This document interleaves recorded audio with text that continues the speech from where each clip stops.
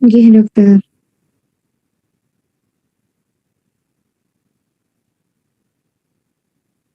Baik, Assalamualaikum warahmatullahi wabarakatuh. Waalaikumsalam Assalamualaikum warahmatullahi wabarakatuh. Hari ini kita kuliah tentang fisiologi dari otot rangka. Jadi topik yang akan kita bahas adalah tentang aksi potensial di otot rangka dan mekanisme kontraksi dari otot rangka. Jadi otot rangka ini merupakan organ efektor dari sistem lokomotor atau sistem gerak, di mana sistem gerak ini dibawa kendali dari korteks ya, jadi sifatnya adalah volunter. Otot rangka merupakan otot yang lurik karena dia ada miosin, aktin dan miosin, sehingga menyebabkan ada bagian yang berwarna gelap dan berwarna terang, sehingga dia disebut dengan otot lurik. Kemudian otot rangka ini tidak bersifat spontan aktivitasnya, karena dia baru bisa melakukan aktivitas itu apabila ada rangsangan dari saraf. Jadi nanti ujung saraf motoris itu nanti akan berhubungan ya, atau komunikasi dengan sel otot rangka melalui yang namanya neuromuscular junction. Nah, setelah ada aksi potensial atau dipolarisasi dari saraf, nanti akan mengeluarkan suatu neurotransmitter. Nah, neurotransmitter ini nanti akan dikeluarkan di celah sinap. Celah sinap, kemudian dari situ nanti akan berikatan dengan reseptor yang ada di sel otot rangka. Nah, tempat bertemunya antara akson dengan reseptor yang ada di sel otot rangka ini namanya neuromuscular junction atau yang dikenal dengan motor end plate. Kemudian adanya aktivitas dari reseptor dengan neurotransmitter yang dikeluarkan oleh akson terminus tadi itu merupakan awal untuk terjadinya proses kontraksi dari otot rangka.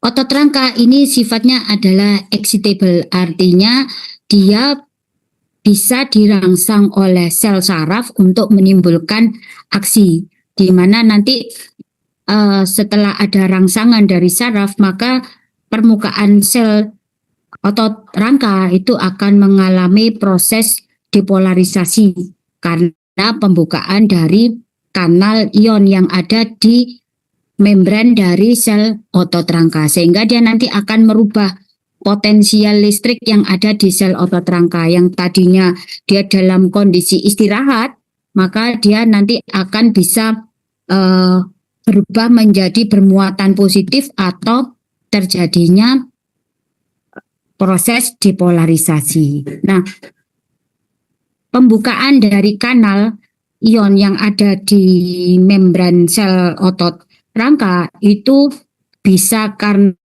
mekanisme voltage gauge, artinya adanya perubahan konsentrasi ion sehingga dia akan membuka dari kanal, atau karena adanya ligand gate ya, jadi dia bisa membuka kanal ionnya setelah dia berikatan dengan suatu ligan. Ligannya itu bisa hormon, bisa neurotransmitter, atau mungkin bisa obat-obatan. Nah, potensial membran yang ada di sel otot rangka dalam kondisi istirahat atau yang disebut dengan potensial membran istirahat ini sekitar min 70 sampai min 90 milivolt. Kemudian kenapa kok muatan listrik ya? Muatan listrik pada saat kondisi istirahat itu minus 70 sampai minus 90 milivolt. Artinya muatan di dalam sel otot rangka dalam kondisi istirahat itu lebih banyak disebabkan karena elektron yang bermuatan negatif, yaitu ion klorida.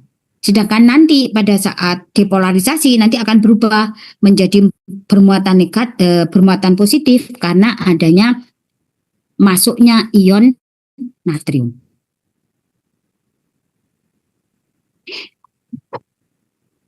Ini adalah kadar ion yang ada di plasma, kemudian ada di sitoplasma ya. Jadi ada di intrasel dan ekstrasel. Jadi kalau plasma itu ekstrasel, sitoplasma itu intrasel.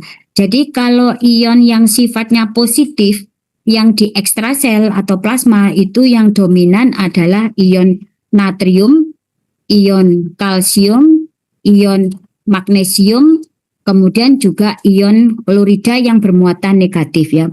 Kalau yang bermuatan positif di intraseluler yang banyak itu adalah ion dari kalium ya. Jadi kalau natrium, kalsium, magnesium itu akan lebih banyak di ekstrasel, sedangkan kalium lebih banyak di intrasel. Kemudian kalau yang intrasel muatan negatif itu juga bisa disebabkan karena protein dan ion HPO4 ya. Jadi fosfat ya. Nah, apa yang disebut dengan kanal ion? Jadi kanal ion itu merupakan suatu reseptor atau yang terdiri dari protein ya, yang terdapat di membran sel yang fungsinya adalah untuk proses keluar masuknya dari ion. Nah, kanal ion ini ada yang sifatnya spesifik. Artinya, ion tersebut hanya dapat dilalui oleh jenis ion yang bermuatan positif. Jadi dia tidak bisa dilewati oleh muatan negatif.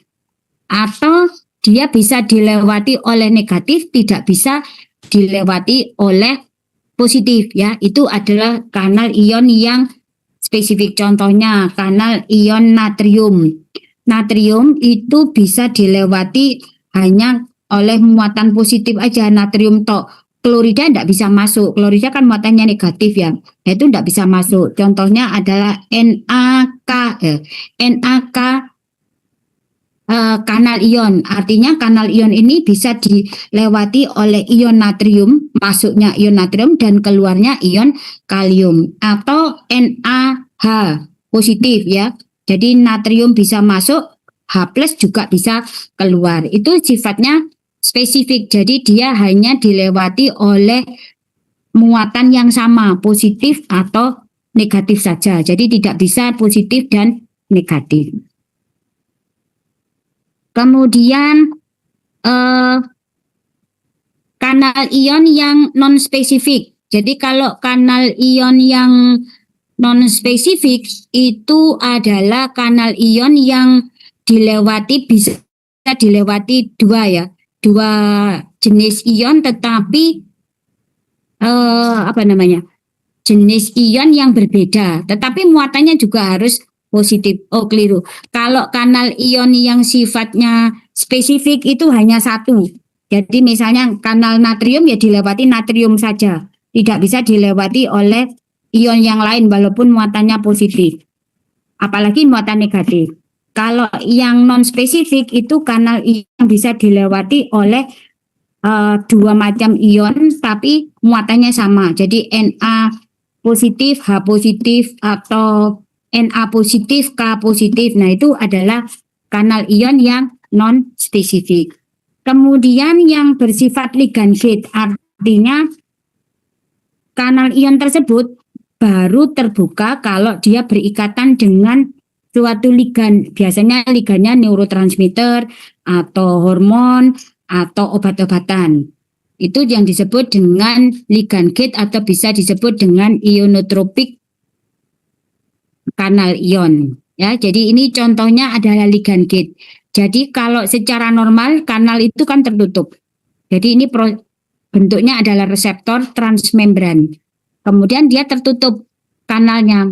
Tapi kalau dia berikatan dengan suatu ligan, di mana ligannya itu adalah asetilkolin ya atau neurotransmitter, maka kanal tersebut akan terbuka. sehingga ion bisa keluar maupun bisa masuk ke dalam sel. Ini yang disebut dengan ligand gate ion channel. Kemudian ada juga yang disebut dengan mechanical ion channel. Jadi secara normal dia tertutup. Tetapi karena adanya rangsangan suhu atau rangsangan sentuhan, maka kanal ion tersebut akan terbuka sehingga ion bisa keluar maupun masuk. Itu adalah mechanical ion gate. Kemudian kalau yang voltage gate itu karena perbedaan konsentrasi ion ya. Jadi normalnya dia akan tertutup. Tetapi kalau misalnya terjadi peningkatan ion, misalnya di intraseluler ya, tadi kan tutup ya. Misalnya di intraseluler ternyata kanal ion ini bisa terbuka karena ada perbedaan konsentrasi. Misalnya setelah proses depolarisasi kan natrium masuk semua. Sehingga muatan listrik yang ada di dalam sel menjadi positif. Nah, harusnya kan muatan di dalam sel kan negatif. Maka dengan adanya gradien konsentrasi yang berbeda tadi, ini nanti akan menyebabkan pembukaan dari kanal sehingga ion positif akan dibuang, akan keluar semua.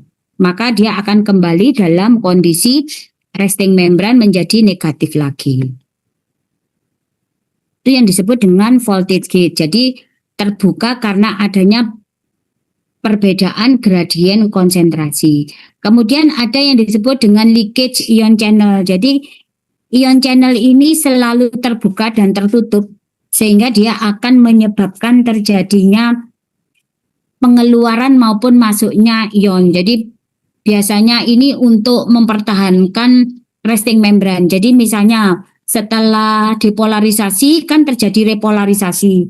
Nah, supaya repolarisasinya itu tidak kebablasan ya, maka harus ada proses ini, pembuangan dan pengeluaran. Jadi yang tadinya depolarisasi masuk ion positif, kemudian repolarisasi keluar ion positif, maka kalau kelebihan kan, kalium keluar kan positifnya hilang semua, sehingga muatannya menjadi negatif. Nah ini kalau terlalu banyak ion kalium yang keluar, maka negatifnya terlalu dalam, sehingga untuk terjadinya aksi potensial berikutnya akan susah.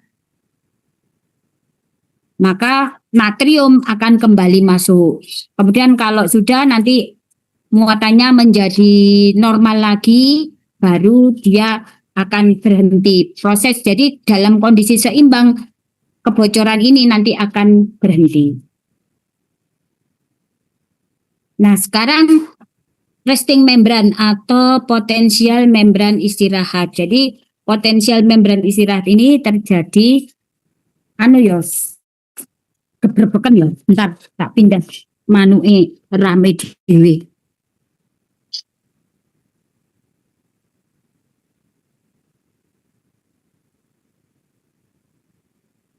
Jadi potensial membran istirahat ini terjadi pada saat sel dalam kondisi istirahat, kemudian muatan sel itu sifatnya adalah negatif. Di sini disebabkan karena adanya ion fosfat, adanya protein ya, sehingga menyebabkan muatan di dalam sel menjadi negatif. Kemudian di intrasel itu lebih banyak mengandung ion kalium yang sifatnya positif, fosfat dan protein sifatnya negatif. Kalau di ekstrasel lebih banyak mengandung ion natrium, kalsium, dan klorida. Kemudian di sini juga ada kanal ion tipe linkage ya yang selalu terbuka dan tertutup tadi untuk mempertahankan potensial membran istirahat sehingga potensial listrik pada saat istirahat itu adalah sekitar min 70 milivolt.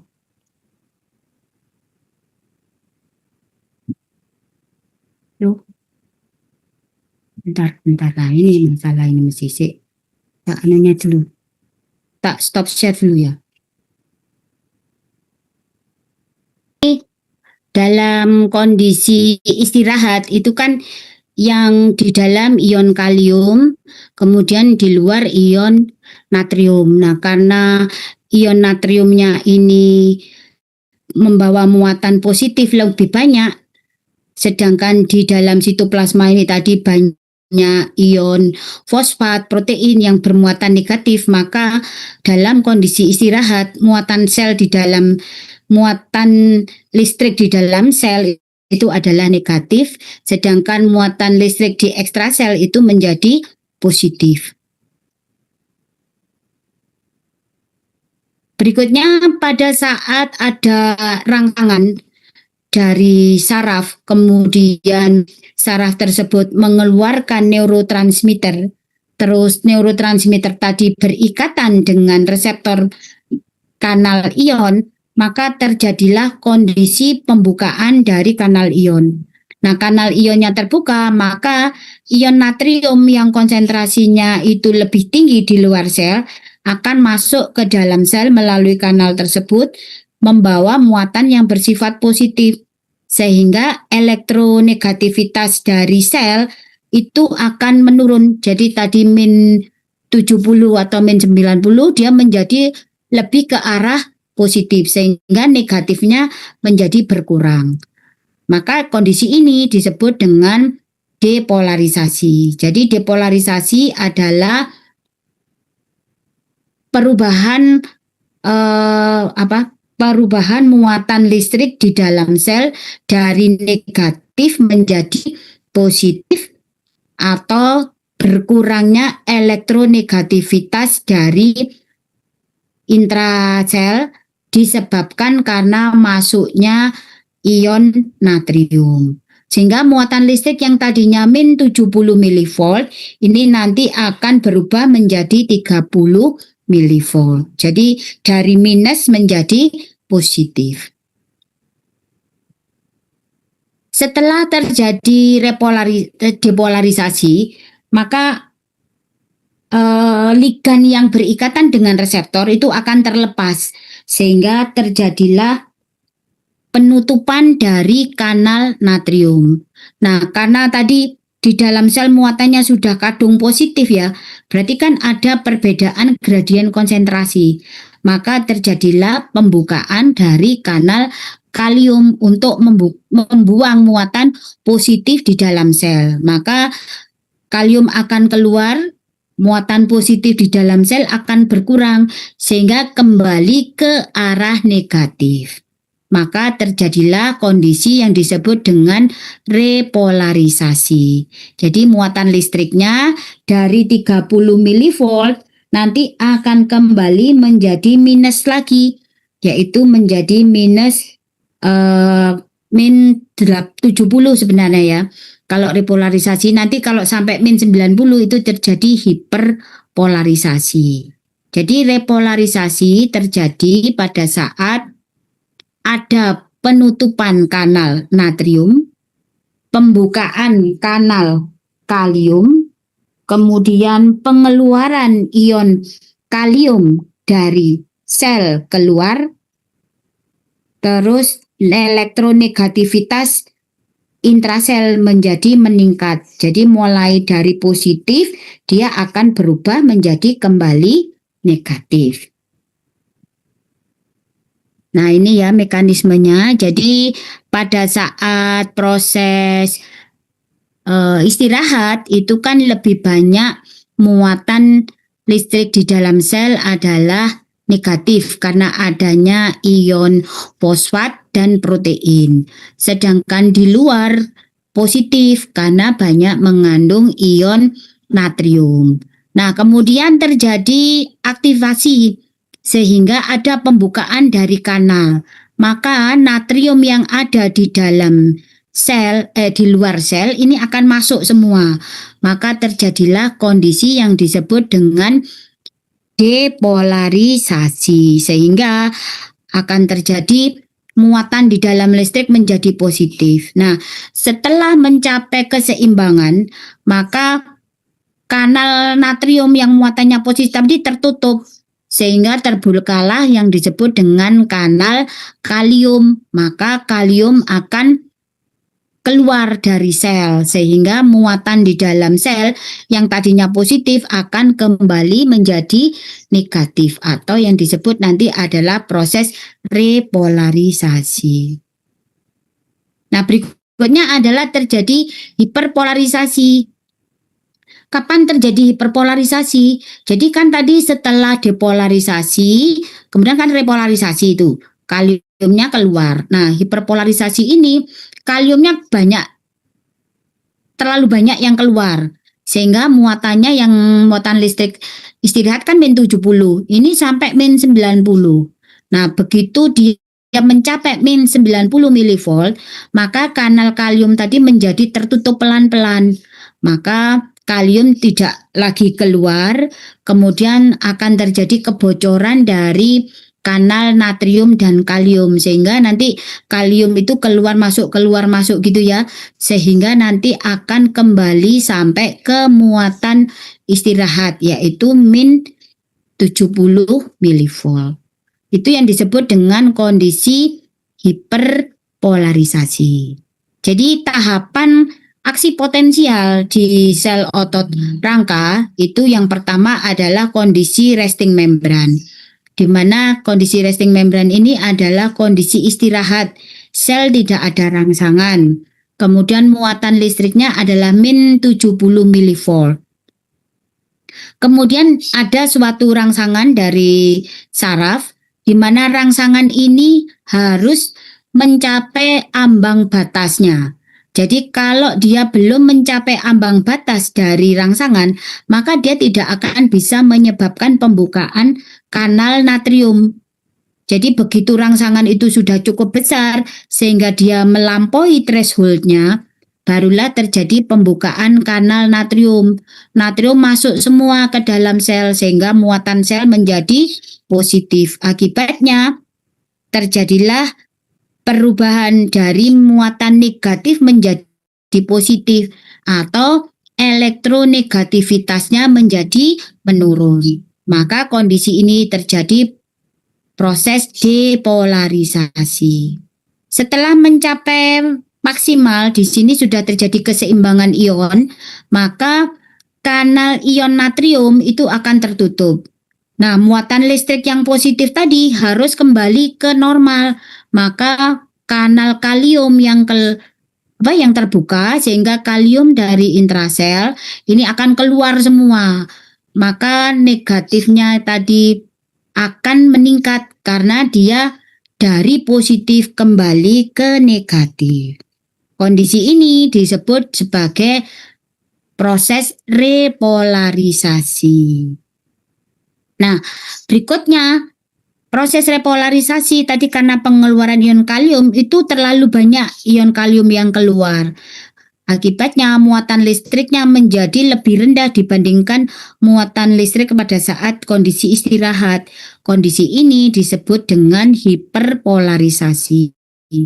Selanjutnya setelah tercapai kondisi keseimbangan, maka akan terjadi proses pengembalian ke resting membran disebabkan karena penutupan kanal kalium pelan-pelan, kemudian natrium juga akan masuk untuk mempercepat dia mencapai proses resting membran ya. Jadi keluar masuk gitu ya, untuk mengatur supaya kembali ke min 70. Sehingga terjadilah kondisi kembali ke resting membran. Nah, pada saat kontraksi, kalau di otot rangka, jadi pada saat dia depolarisasi itu nanti mekanisme atau efeknya adalah kontraksi. Kemudian apabila dirangsang lagi, maka dia akan bisa menyebabkan depolarisasi ini lebih kuat atau lebih tinggi voltasenya. Nah, proses ini disebut dengan fase laten ya. Jadi kalau fase laten itu pada otot rangka, fase latennya sangat sempit ya waktunya. Jadi 5 milidetik. Nah, kalau yang otot jantung itu lebih panjang sehingga dia tidak bisa dirangsang lagi kalau belum repolarisasi. Nah, kalau otot rangka enggak. Jadi dia masih dalam proses kontraksi belum selesai repolarisasi, ada rangsangan kontraksi lagi. Sehingga kadang-kadang nanti bisa menyebabkan terjadinya kram. Jadi contohnya gini, kalau kalian misalnya aktivitas berlari semakin lama semakin cepat itu kalau ukur pakai grafik miogram namanya ya. Itu maka akan tampak gelombang seperti ini. Gelombangnya tambah lama tambah tinggi, tambah tinggi, tambah tinggi. Nah, nanti akan mencapai maksimal. Nah, mencapai maksimal ini terjadilah kondisi yang disebut dengan tetani atau kram.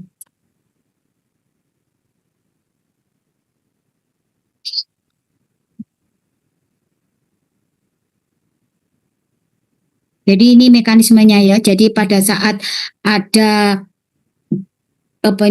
akson terminalis mengeluarkan neurotransmitter, dia akan berikatan dengan reseptor yang ada di kanal ion di transmembran, maka akan terjadi proses aktivasi sehingga ion natrium akan masuk semua ke dalam sel. Maka terjadilah kondisi yang disebut dengan depolarisasi. Selanjutnya neurotransmitter tadi akan terlepas dari reseptor, maka kanal natriumnya akan tertutup. Yang terbuka adalah kanal kalium. Maka terjadilah kondisi repolarisasi. Jadi muatannya kembali negatif sampai hiperpolarisasi, baru kemudian kembali ke resting membran. Ini juga sama. Nah, jadi pada saat ada aktivasi dari sistem saraf mengeluarkan neurotransmitter, kemudian terjadi pembukaan kanal, maka muatan listrik di awal yang nadinya negatif itu akan berubah menjadi positif. Sampai semuanya positif, kemudian terjadilah penutupan atau depolarisasi dulu ya kalau muatannya positif semua, kemudian terjadi baru pembukaan kanal yang sifatnya menyebabkan turunnya muatan listrik tadi jadi negatif kembali atau terjadi repolarisasi. Nah, ini adalah periode refraktori tadi ya. Jadi kalau dia dikontraksikan selama belum terjadi relaksasi, itu terjadi kontraksi yang lebih kuat, itu karena memang periodenya ini lebih kecil ya. Jadi dia namanya adalah refraktori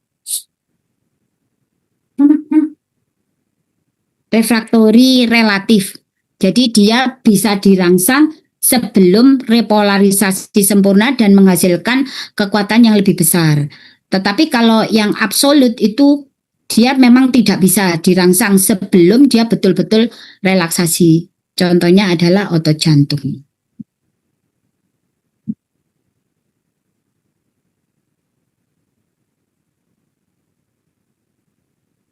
Rapid communication throughout the nervous system is made possible by the transmission of electrical signals across the membranes of neurons. These electrical signals are known as action potentials. At rest, neuron cell membranes exhibit a resting membrane potential. That is, the inside or intracellular surface of the membrane is negative with respect to the outside or extracellular surface. This resting membrane potential is generated by an unequal distribution of ions between the extracellular fluid and the intracellular fluid. In general, the extracellular fluid has a greater concentration of sodium, calcium, and chloride ions, while the intracellular fluid is rich in potassium ions and large negatively charged organic acids. This resting potential generally measures about negative 70 millivolts. If stimuli are too weak to reach threshold, which is about negative 55 millivolts, no action potential will be generated. However, if a stimulus is strong enough to depolarize the hillock membrane to threshold, a series of events occurs, resulting in the generation of an action potential. The action potential is all menceritakan tentang tahapan aksi potensial ya. Jadi tahapan aksi potensial tadi kan yang pertama adalah resting membran, di mana sel dalam kondisi istirahat, kemudian muatannya adalah minus 70. Kemudian fase kedua adalah adanya rangsangan dari sel sehingga terjadi proses pembukaan kanal natrium. Rangsangan ini harus mencapai threshold. Jadi tahap 2 adalah rangsangan yang mencapai ambang batas. Karena kalau tidak mencapai ambang batas, maka dia tidak bisa menyebabkan depolarisasi. Maka terjadilah setelah terjadi rangsangan mencapai ambang batas, maka akan terjadi pembukaan kanal natrium secara cepat, sehingga natrium akan masuk dengan cepat ke dalam sel. Akibatnya muatan listrik menjadi positif, sehingga terjadilah kondisi depolarisasi. Kemudian setelah mencapai maksimal, tadi tahap 3 ya, setelah mencapai maksimal, maka tahap berikutnya adalah penutupan kanal natrium, pembukaan kanal kalium. Maka terjadilah pengeluaran ion kalium dari sel sehingga muatannya menjadi negatif atau turun lagi. Sehingga proses ini disebut dengan repolarisasi. Kemudian akan berlanjut sampai minus 70 pengeluaran ion kaliumnya. Prosesnya disebut dengan hiperpolarisasi. Selanjutnya akan terjadi proses recovery atau kembali ke resting membran, di mana akan terjadi penutupan kanal ion untuk potasium atau kalium secara pelan-pelan, kemudian nanti akan ada kebocoran dari kanal natrium dan kalium untuk mempertahankan potensial tadi itu masuk ke resting membran kembali. Itu ada tahapannya. Jadi kalian kalau untuk aksi potensial ya, aksi potensial belajarnya dari video ini aja sudah cukup, nilainya ISO 100 kalian. Pokoknya paham gak video ini.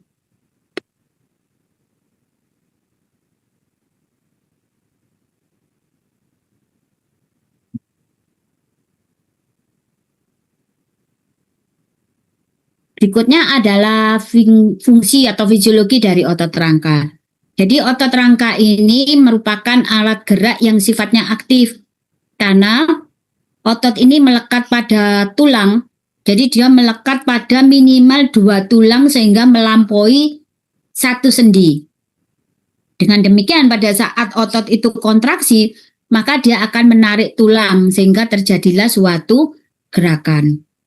Fungsi berikutnya itu adalah sebagai pelindung organ dalam, contohnya otot-otot di dinding abdomen atau bagian anterior maupun posterior ya. Jadi dia akan melindungi organ intestinal, organ reproduksi, organ ekskresi yang ada di abdomen. Kemudian dia juga bisa berfungsi sebagai penghasil panas. Misalnya pada saat otot itu berkontraksi, maka dia akan menghasilkan panas. Kemudian yang ketiga, sebagai penyusun sfinkter dari organ saluran cerna maupun saluran perkemihan. Jadi di organ sistem intestinal dan perkemihan itu nanti akan ada sfinkter gitu ya. Sfinkter itu ya fungsinya itu tadi, untuk membatasi supaya tidak terjadi aliran balik. Contohnya misalnya dari esofagus ke gaster, itu namanya sfinkternya sfinkter gastroesofageal, supaya makanan yang sudah masuk ke gaster tidak kembali ke esofagus. Kemudian dari gaster ke duodenum, sfinkternya namanya pylorus, sehingga kalau makanan sudah masuk duodenum tidak balik ke gaster. Kemudian dari ileum ke kolon namanya ileocecal, sehingga makanan yang sudah masuk ke kolon tidak balik ke intestinal, yaitu ke ileum. Kemudian sfinkter ani eksterna dan interna, sehingga kalau feses yang sudah keluar itu tidak bisa masuk lagi. Nah, itu fungsinya mencegah regurgitasi ya. Nah, ini di organ perkemihan dan pencernaan yang ada sphinkternya, sehingga dia berperan di dalam proses menelan, proses defekasi ataupun proses berkemih.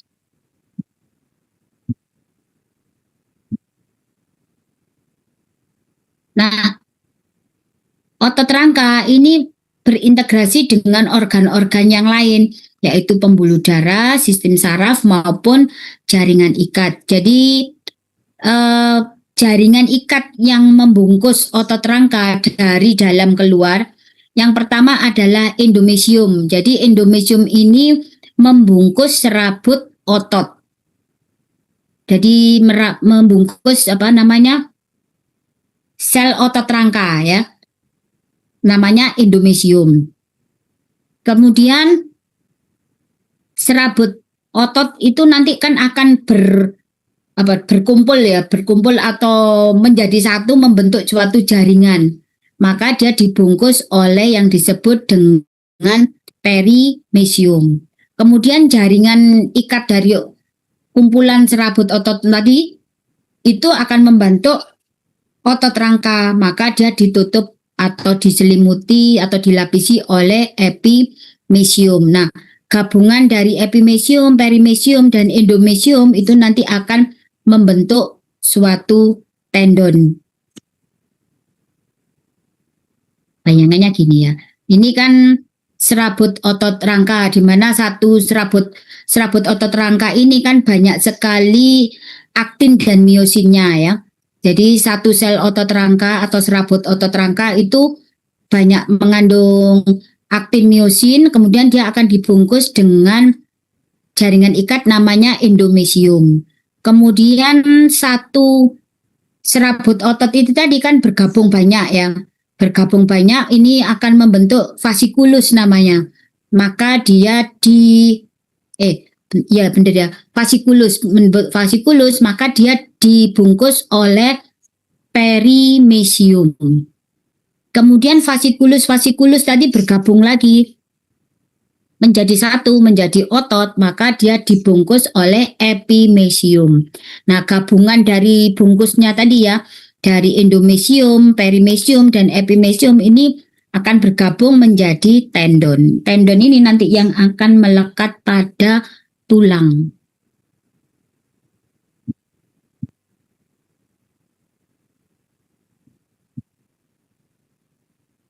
Bentuk dari serabut otot rangka itu berbentuk silinder.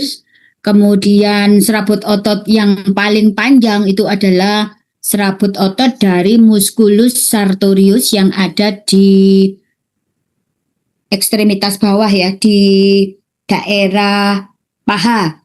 Jadi ekstremitas atas bagian anterior. Kemudian kalau yang terpendek itu adalah musculus tensor timpani dan stapedius, itu yang terletak di telinga bagian tengah.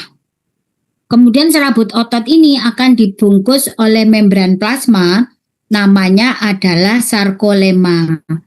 Kemudian kalau sitoplasma di dalam serabut otot rangka, namanya sarkoplasma. Kemudian di dalam sitoplasma ini ada organ yang disebut dengan retikulum endoplasmik, di mana dia ini merupakan tempat depo dari ion kalsium atau yang disebut dengan sarkoplasmik retikulum. Dia juga ada bagian-bagian kontraktilnya atau filamen kontraktil, yaitu filamen aktin dan miosin.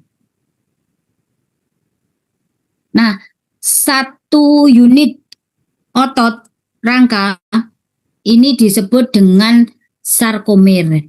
Nah, sarkomer ini terdiri dari, ini yang tengah ini adalah miosin, kemudian yang ini, yang kecil ini adalah aktin. Kemudian aktin ini akan diikat oleh protein ya. Protein namanya protein yang membagi gitu ya. Jadi supaya ini kan tampak lorek ya. Jadi ini ada bagian yang mengandung miosin ini lebih gelap, kemudian yang tidak mengandung miosin ini lebih terang. Nah, satu sarkomer itu adalah dari pita Z1 ke pita Z yang lain. Jadi dari sini ke sini, ini adalah satu sarkomer, di mana satu sarkomer tadi terdiri dari miosin dan aktin. Nah, satu sarkomer ini ada bagian yang berwarna gelap atau yang disebut pita A. Karena dia mengandung miosin yang berwarna gelap, ini adalah pita A. Kemudian bagian yang terang yang tidak mengandung miosin ini namanya pita I. Ya, jadi pita A ini adalah bagian yang berwarna gelap karena mengandung miosin. Pita I ini adalah bagian yang terang karena dia tidak mengandung miosin. Kemudian jarak antara aktin ya, aktin kanan dan aktin kiri, ini kan aktin ya, ini aktin, ini aktin. Nah ini kan kosong, tidak ada aktin. Ini disebut dengan zona H. Kemudian bagian tengah ini nanti ada disebut dengan garis M. Kemudian pada saat kontraksi bagaimana? Saat kontraksi miosin ini akan saling mendekat. Jadi miosin yang sebelah kanan ini mendekat ke arah M, miosin kiri juga mendekat ke arah M atau ke M lain yang ada di tengah, sehingga nanti zona Z-nya itu akan memendek. Ya. Jadi nanti pada saat kontraksi apa aja yang berubah? Yang berubah ini zona H-nya ini yang berubah, kemudian Z atau sarkomernya juga memendek. Berikutnya neuromuscular junction itu adalah pertemuan antara ujung saraf motoris dengan sel otot rangka. Dan di mana adanya neurotransmitter yang dikeluarkan oleh ujung saraf motoris atau akson terminalis, kemudian dia akan masuk ke celah sinap, kemudian berikatan dengan reseptor yang ada di permukaan dari sel otot rangka, ini yang akan nanti mulai menyebabkan terjadinya kontraksi otot rangka. Ini adalah neuromuscular junction atau motor end plate. Jadi ini hubungannya antara akson terminalis dengan otot rangka, ya. Ini adalah celah sinapnya. Kemudian bagaimana mekanismenya kalau ada kontraksi? Jadi apabila ada rangsangan dari saraf sehingga terjadi depolarisasi atau aksi potensial, maka aksi potensial tadi kan akan dilanjutkan dari akson hillock sampai ke akson terminalis. Kemudian dari akson terminalis akan keluar ini asetilkolin atau neurotransmitter masuk ke celah sinap. Selanjutnya asetilkolin akan berikatan dengan reseptor yang ada di motor end plate tadi atau di neuromuscular junction. Maka terjadilah pembukaan dari kanal sehingga kanal natrium terbuka, maka terjadi proses depolarisasi. Nah, setelah depolarisasi maka efeknya apa? Otot rangka akan mengalami kontraksi. Nah, bagaimana kalau relaksasi? Setelah kontraksi maka asetilkolin yang tadi berikatan dengan reseptor itu akan terlepas.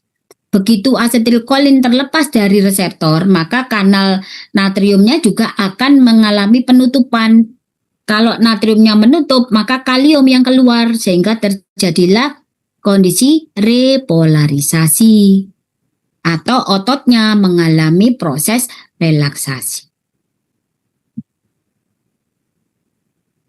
Ini tadi ya, jadi kalau ada rangsangan, kemudian ada pengeluaran neurotransmitter asetilkolin, asetilkolin berikatan dengan reseptor, maka terjadilah depolarisasi, sehingga natrium akan masuk. Nah, kalau natrium masuk akan diikuti dengan pembukaan kanal kalsium, maka kalsium yang ada di ekstrasel masuk semua ke intrasel. Nah, kalsium ini nanti akan berikatan dengan protein, namanya adalah troponin C. Karena dia berikatan dengan troponin C, maka ada ruang kosong di aktin, masuklah miosin, maka miosin akan melekat pada aktin. Nah, perlekatan kepala miosin dengan aktin ini nanti akan menggeret aktin ke arah medial, baik kanan maupun kiri, sehingga terjadilah memendekkan dari zona H tadi, maka terjadilah kontraksi dari otot rangka. Setelah terjadi kontraksi otot rangka, maka asetilkolin ini akan terlepas. Asetilkolin terlepas, maka akan terjadi penutupan kanal natrium. Natrium tertutup, kalsiumnya juga tertutup. Sehingga kalsium tidak lagi melekat dengan troponin, maka ruangan kosong yang ada di di aktin ini akan diisi oleh troponin, sehingga kepala miosin yang sudah melekat akan digeser keluar. Maka terjadilah lepasnya aktin dengan miosin, maka akan kembali miosin aktin ke posisi semula, sehingga akan kembali bergeser ke arah lateral. Maka zona Z-nya atau sarkomernya akan memanjang kembali. Maka kondisi ini disebut dengan proses relaksasi.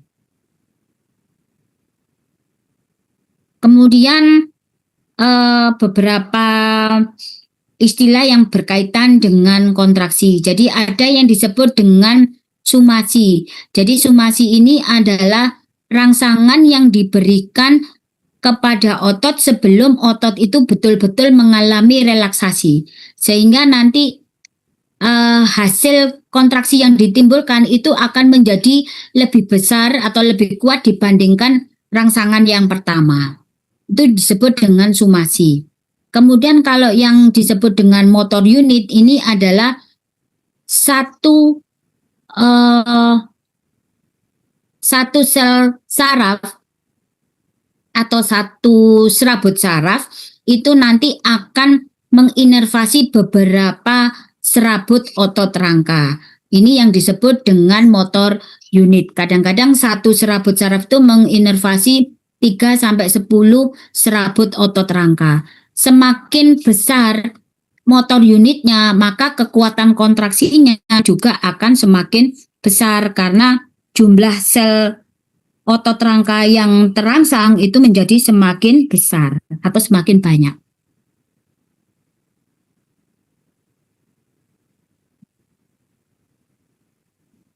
Ini tadi kalau misalnya diberikan, ini rangsangan yang diberikan secara berulang ya. Jadi ini ada rangsangan diberikan kalau dia belum mencapai threshold, maka dia tidak akan terjadi depolarisasi. Tetapi kalau rangsangan itu diberikannya sesudah mencapai threshold, maka dia baru akan timbul suatu kontraksi atau depolarisasi. Nah, kalau rangsangan itu diberikan berulang, kemudian sifatnya itu adalah sama, maka dia akan menyebabkan potensiasi sehingga kekuatan kontraksinya itu akan menjadi lebih besar. Tetapi kalau rangsangan itu berulang diberikan, tapi yang satunya sifatnya negatif, maka dia akan menurunkan responnya sehingga bisa tidak terjadi kontraksi atau kontraksinya itu menurun.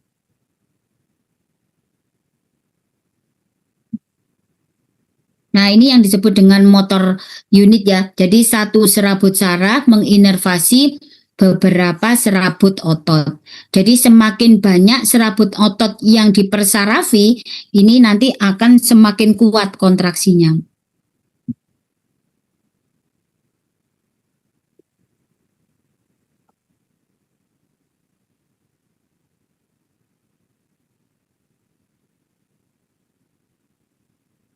Berikutnya adalah energi untuk kontraksi maupun relaksasi.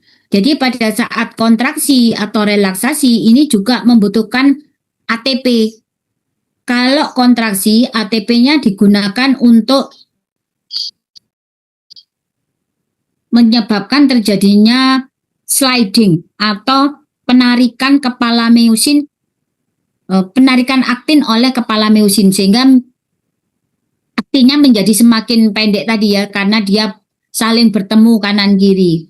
Nah, itu dia dibutuhkan pada saat kontraksi. Tetapi kalau saat relaksasi, ATP itu dibutuhkan untuk mengembalikan kalsium. Jadi kan kalsium tadi itu pada saat kontraksi dia masuk dari depo ke intrasel atau dari luar ke intrasel. Nah, untuk mengembalikan kalsium keluar itu dia butuh ATP karena konsentrasi kalsium di ekstrasel itu lebih besar, sehingga terjadilah perbedaan gradien konsentrasi. Karena melawan gradien konsentrasi, jadi dari konsentrasi yang lebih rendah ke konsentrasi yang lebih dalam atau lebih besar, maka dia harus menggunakan ATP. Mungkin kalian masih ingat yang disebut dengan difusi aktif ya.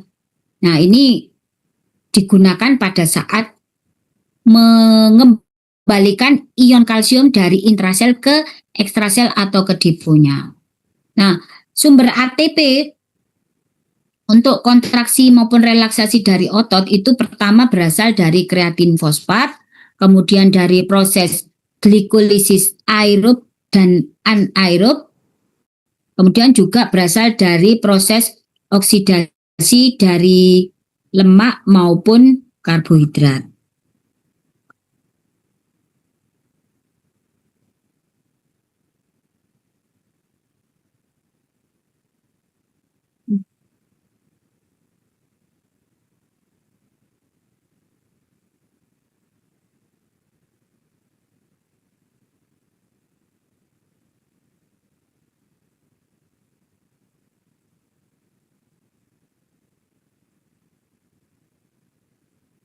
Kalau pemecahan dari kreatinin fosfat itu biasanya digunakan untuk kontraksi otot-otot yang kecil ya. Misalnya otot jari, kemudian otot-otot untuk berkedip gitu ya. Otot apa namanya? Orbicularis oculi. Nah, itu menggunakan kreatinin fosfat. Jadi kontraksi yang hanya membutuhkan waktu sekitar 15 detik. Jadi kreatinin fosfat itu nanti akan dipecah menjadi kreatinin dan ATP. Nah, ATP ini yang akan digunakan untuk proses kontraksi dari otot. Kemudian kalau misalnya kita membutuhkan aktivitas yang kuat tapi waktunya pendek, maka kita menggunakan glikolisis anaerob. Contohnya misalnya kita lari 100 meter, maka kita menggunakan glikolisis anaerob, di mana glukosa itu nanti akan dipecah sehingga dia menghasilkan ATP, asam pirufat, dan asam laktat. Sehingga efeknya kalau pakai glikolisis anaerob, pertama ATP-nya tidak terlalu besar, kemudian dia juga akan sering menyebabkan terjadinya kelelahan karena adanya asam laktat yang sebagai hasil sampingannya tadi. Kalau misalnya kita mau melakukan aktivitas yang berat, kemudian waktunya lebih lama ya, kita bisa menggunakan glikolisis yang aerob. Misalnya kita jalan misalnya berapa kilo gitu ya, misalnya 3 kilo, 5 kilo gitu ya. Nah, itu kita bisa menggunakan glikolisis yang aerob. Jadi ada glukosa ditambah dengan oksigen, maka dia akan diubah menjadi ATP, kemudian ditambah dengan panas ya, dengan panas, tapi dia tidak menghasilkan asam laktat, sehingga cadangan energinya itu lebih banyak. Maka ini bisa digunakan untuk aktivitas yang berat dan lebih lama. Kalau misalnya kita butuh energi yang lebih lama lagi, misalnya aktivitasnya digunakan untuk kegiatan yang berjam-jam ya, misalnya pakai aerobik atau mungkin nge-gym gitu ya. maka bisa pakai cadangan lemak. Jadi cadangan lemak ini yang akan dipecah, dia akan diubah dulu menjadi glukosa. Kemudian dari pembentukan glukosa tadi ditambah dengan oksigen, maka dia akan diubah menjadi ATP. Sehingga ATP yang dihasilkan itu lebih besar. Jadi sekitar 133 ya kalau pemecahan lemak, kalau pemecahan karbohidrat hanya 36. Jadi sumber utama energi itu adalah glukosa. Kalau misalnya glukosanya tidak ada, maka yang dipecah berikutnya adalah lemak. Kalau lemaknya sudah tidak ada, maka yang dipecah adalah protein. Jadi protein itu adalah sumber energi terakhir ya, sebagai cadangan. Jadi yang pertama yang dipecah adalah glukosa, glukosanya habis, maka yang dipecah adalah lipid. Lipidnya habis, baru dipecah protein.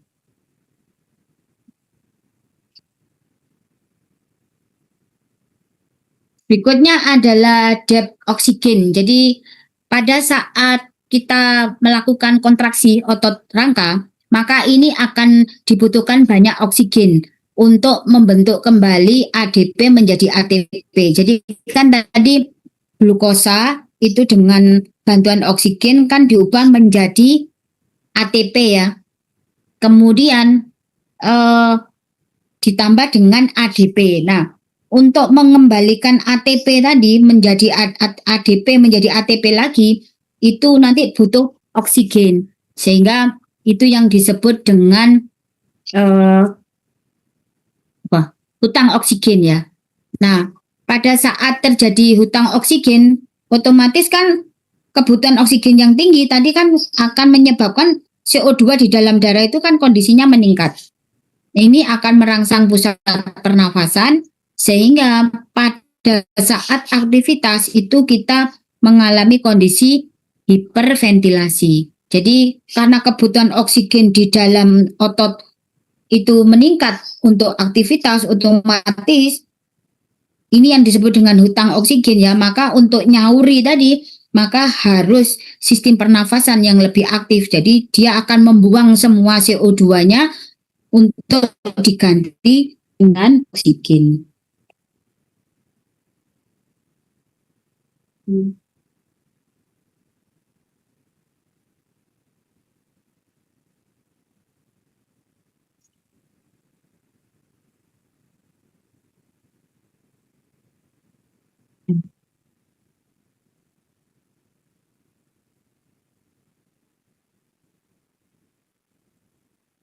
Kemudian yang mempengaruhi kontraksi otot rangka, yang pertama adalah obat-obat golongan steroid atau hormon testosteron ya.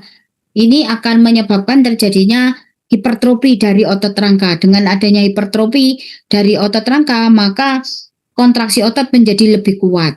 Contohnya pada olahragawan ya, atau binaraga gitu ya, kadang-kadang kan dia mengkonsumsi obat-obatan golongan kortikosteroid atau hormon testosteron, jadi doping gitu ya, sehingga harapannya ototnya itu menjadi lebih besar.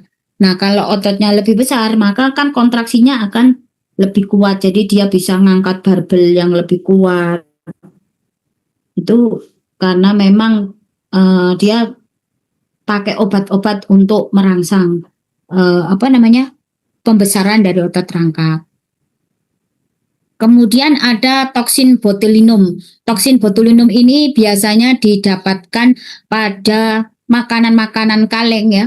Makanan kaleng yang kemasannya tidak bagus sehingga ada kebocoran dari makanan kaleng, kebocoran udara masuk, maka akan ada bakteri yang sifatnya anaerob.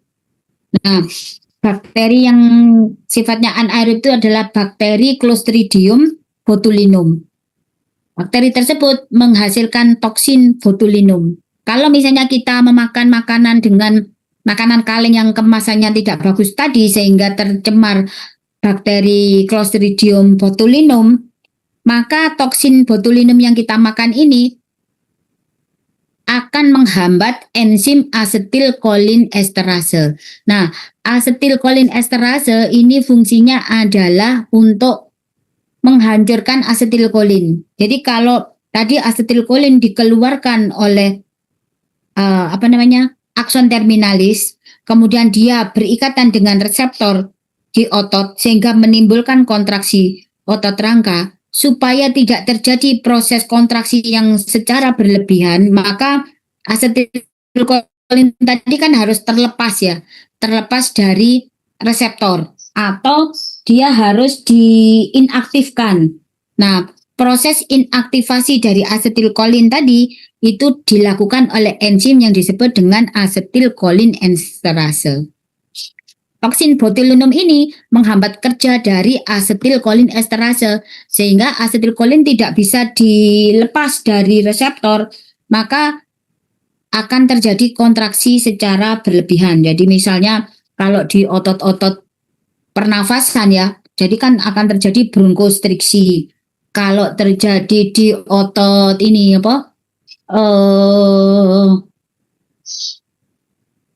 begini?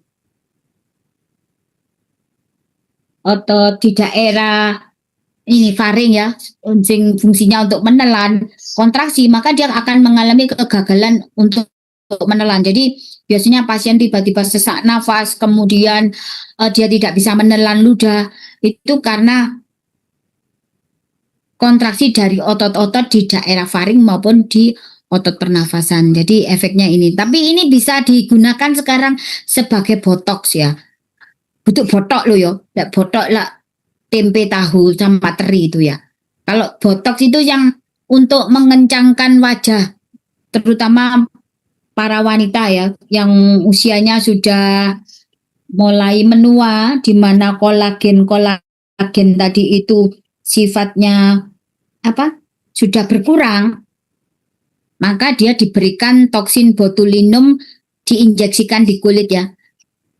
Untuk toksin botulinum dalam jumlah atau kadar yang sangat kecil ini nanti akan meningkatkan terjadinya kontraksi sehingga otot-ototnya menjadi lebih kenceng.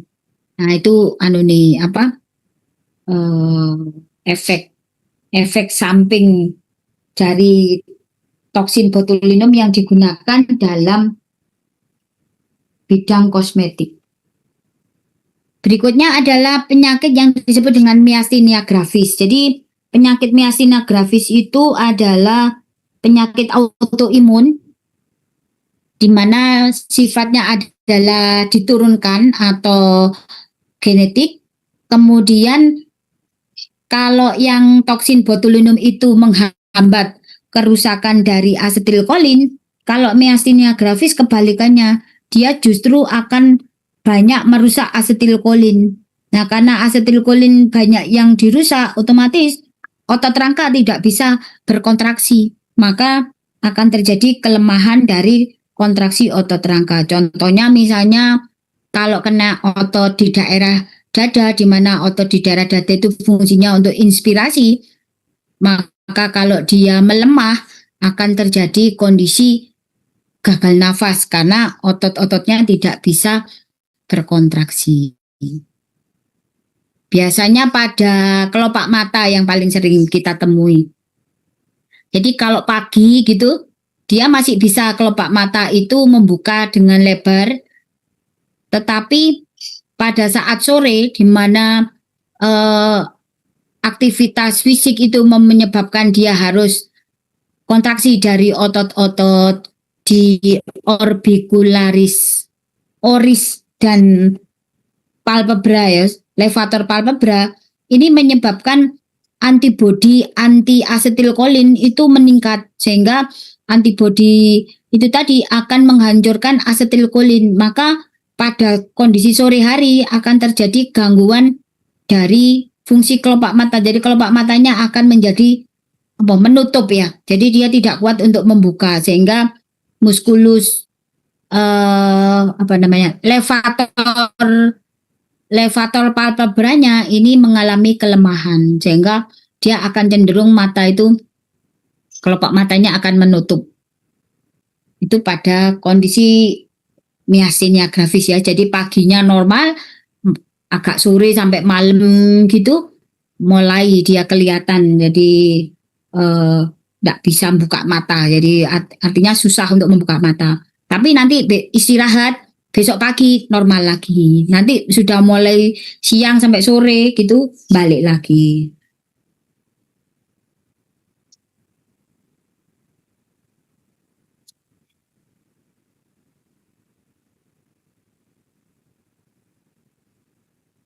Berikutnya adalah adanya kerusakan saraf. Jadi misalnya kerusakan saraf motoris ya. Kerusakan saraf motoris ini juga akan menyebabkan kelemahan dari kontraksi otot. Contohnya pada pasien polio. Pasien polio ini terjadi kerusakan serabut saraf motoris di radix anterior sehingga akan menyebabkan aksi potensial di sepanjang serabut saraf motoris dari medula spinalis ke otot itu menurun, maka terjadilah kelemahan dari kontraksi karena dia menjadi sering tidak digunakan ya ototnya, maka lama-kelamaan akan mengalami atrofi.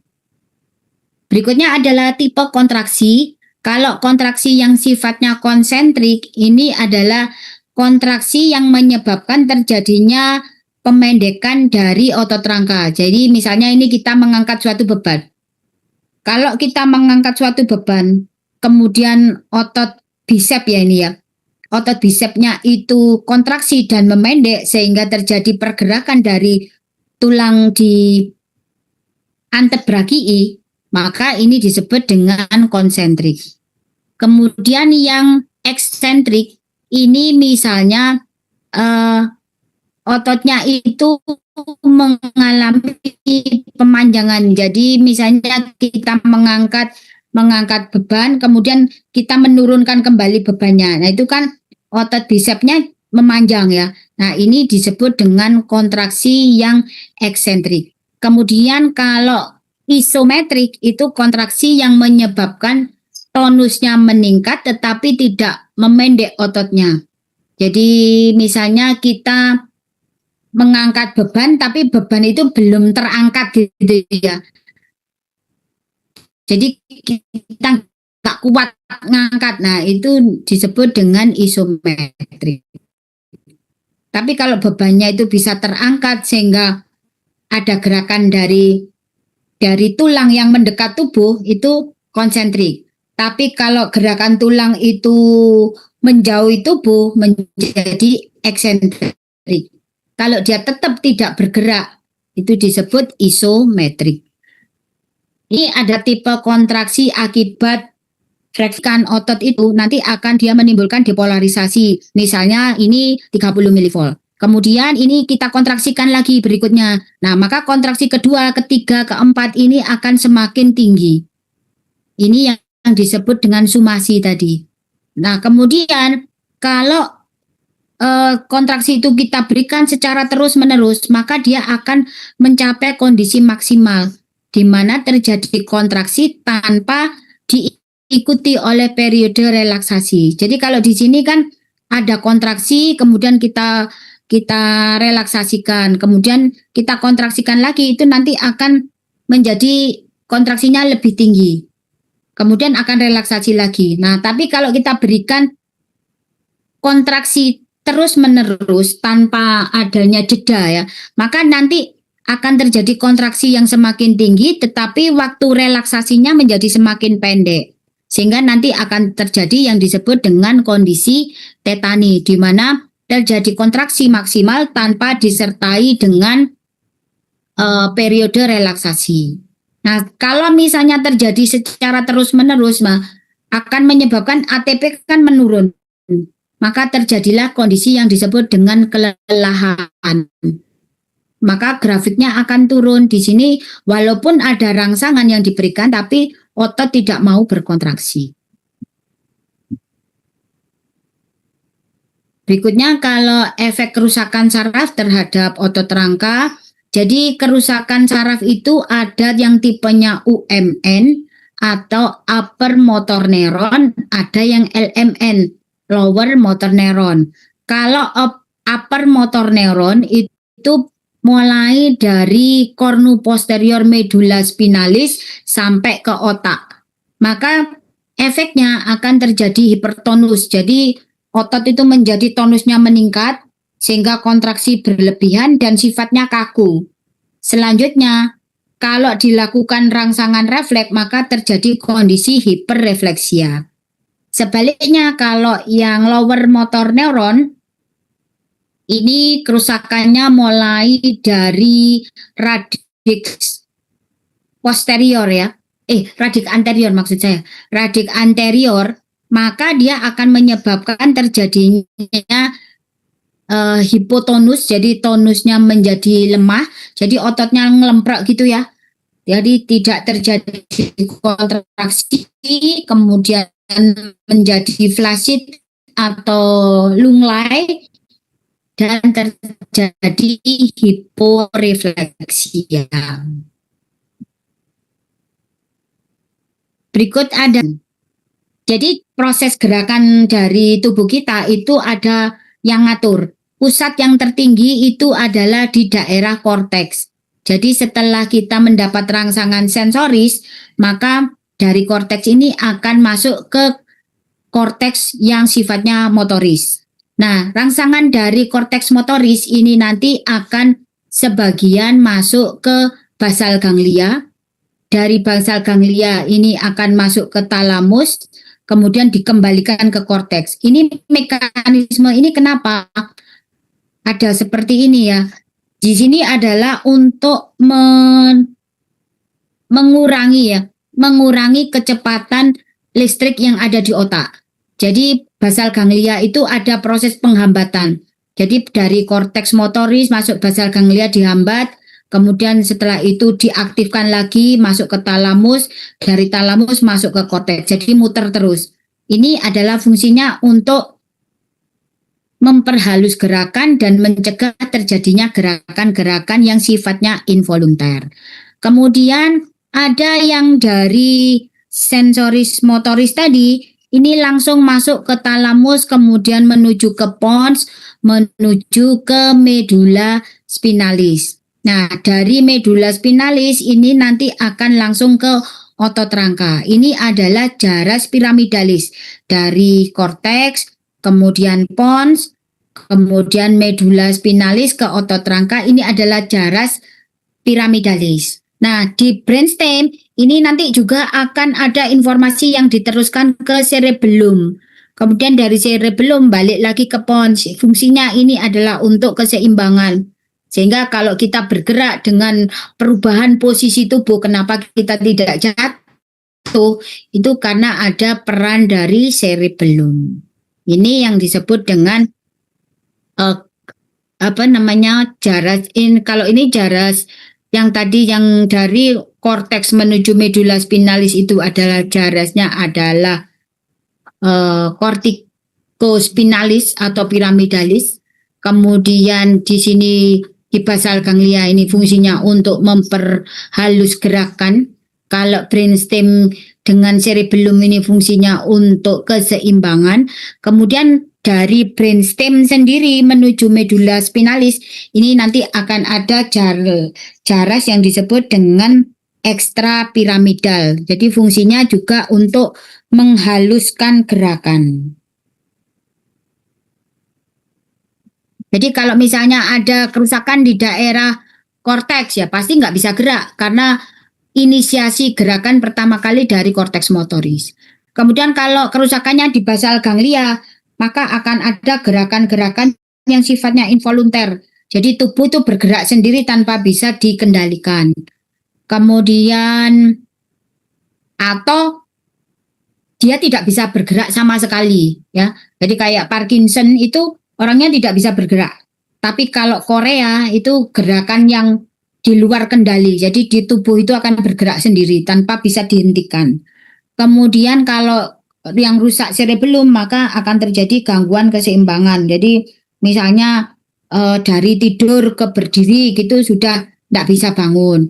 Atau dari berdiri kemudian berjalan ya sehingga ada gerakan vertikal atau gerakan memutar kepala, nah itu sudah jatuh. Nah itu karena gangguan di cerebellum atau di pons. Kemudian kalau medula spinalisnya yang rusak, karena medula spinalis itu tempat sensoris dan motoris, maka kontraksi otot pasti juga tidak bisa terjadi. Ya, kalau yang motor neuron yang upper tadi itu mulai dari medula spinalis, dari otak sampai medula spinalis itu dia disebut dengan upper motor neuron. Tetapi kalau yang lower motor neuron itu yang keluar dari medula spinalis.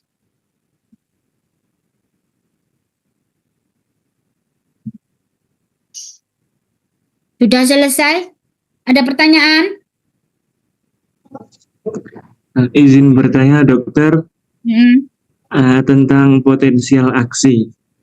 Jadi saat terjadi depolarisasi kan itu terjadi pembukaan kanal natrium. Terus kemudian fase kedua itu repolarisasi yang mana ada pembukaan kanal kalium sehingga kanal kalium yang dari intraseluler keluar ke ekstraseluler. Nah, pertanyaan saya, kenapa yang keluar kok kalium bukan natriumnya dokter? Sedangkan yang merubah muatan listrik di intraseluler adalah natrium, kenapa yang dikeluarkan kalium? Pada saat masuk itu jadi apa itu jenenge? Ion itu kan bergerak dari itu ya, apa? Gradien konsentrasi yang tinggi ke rendah. Jadi pada saat masuk itu kan natrium di dalam intrasel kan naik ya. Natrium di dalam intrasel kan tinggi, ekstrasel. Sehingga pada saat depolarisasi natriumnya akan ke intrasel yang lebih rendah. Nah, pada saat repolarisasi ya. Repolarisasi kan tadi kan muatan positif ya yang keluar. Nah, kalau natrium yang balik itu kan menyebabkan terjadinya butuh ATP dia. Supaya tidak butuh ATP kan, maka kalium ini yang karena muatan positifnya menjadi lebih tinggi, maka kalium yang dibuang.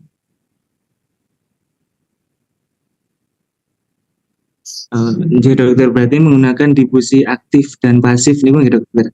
Saat Difusi pasif semua. Difusi pasif semua. Jadi kan natrium masuk itu kan dari gradien konsentrasi tinggi ke rendah. Kemudian kalau kalium keluar juga dari gradien konsentrasi tinggi ke rendah. Oh, karena kalium lebih banyak di intraseluler, makanya menggunakan difusi pasif. Oke, sambung dokter. Terima kasih. Ada lagi? Tidak ada?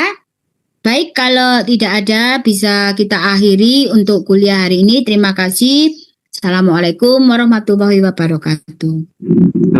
Waalaikumsalam warahmatullahi wabarakatuh. Waalaikumsalam warahmatullahi wabarakatuh. Terima kasih dokter. Masih, dokter.